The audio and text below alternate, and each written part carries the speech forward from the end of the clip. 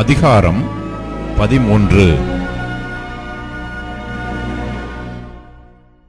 தாவீது 1000 பேருக்கு தலைவரோடும் 100 பேருக்கு தலைவரோடும் சகல அதிபதிகளோடும் ஆலோசனை பண்ணி இஸ்ரவேல் சபையை எல்லாம் நோக்கி, உங்களுக்கு சம்மதியும் நம்முடைய தேவனாகிய கர்த்தருக்கு சித்தமுமாயிருந்தால் இஸ்ரவேலின் தேசங்களில் எல்லாம் இருக்கிற நம்முடைய மற்ற சகோதரரும் அவர்களுடைய தங்கள் வெளிநிலங்களில் இருக்கிற ஆசாரியரும் லேவியரும் நம்மோட கூடும்படிக்கு நாம் சீக்கிரமாய் அவர்களிடத்துக்கு ஆள் அனுப்பி நமது தேவனுடைய பெட்டியை திரும்ப நம்மிடத்துக்கு கொண்டு வருவோமாக. சவுலின் நாட்களில் அதை தேடாதே போனோம் என்றான்.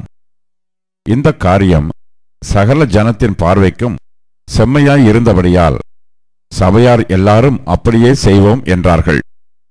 அப்படியே தேவனுடைய பெட்டியை கீரியாத் யாரீமிலிருந்து கொண்டு வரும்படி தாவீது எகிப்தைச் சேர்ந்த சீகோர் நதி துவக்கி ஆமாத்தின் எல்லை மட்டுமல்ல இஸ்ரவேலை எல்லாம் கூட்டி கேருபீன்களின் நடுவே வாசம் பண்ணுகிற கர்த்தராகிய தேவனுடைய நாமம் தொழுது கொள்ளப்படுகிற அவருடைய பெட்டியை யூதாவில் இருக்கிற கீரியாத் யாரீமுக்கடுத்த பாலாவிலிருந்து கொண்டு வரும்படிக்கு அவனும் இஸ்ரவேலர் அனைவரும் அவ்விடத்திற்கு போனார்கள்.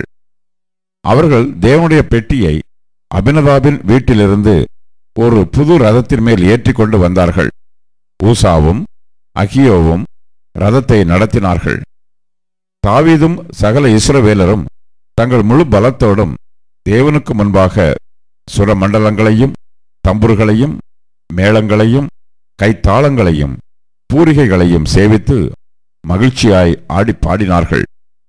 அவர்கள் கீதோனின் களமட்டும் வந்தபோது மாடுகள் இடறினபடினால் ஊசா பெட்டியை பிடிக்க தன் கையை நீட்டினான்.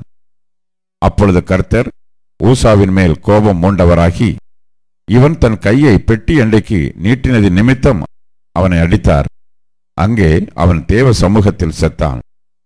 அப்பொழுது கர்த்தர் ஊசாவை அடித்ததின் நிமித்தம் தாவீது விசனப்பட்டு அந்த ஸ்தலத்திற்கு இந்நாள் மட்டும் வழங்கி வருகிற பேரேஸ் ஊசா என்னும் பெயரிட்டு அன்றைய தினம் தேவனுக்கு பயந்து தேவனுடைய பெட்டியை நான் என்னிடத்திற்கு கொண்டு வருவது எப்படி என்று சொல்லி பெட்டியை தன்னிடத்தில் தாவீதின் நகரத்திலே கொண்டு வராமல் அதை கித்தியனாகிய ஓபேத் ஏதோமின் வீட்டிலே சேர்த்தான்.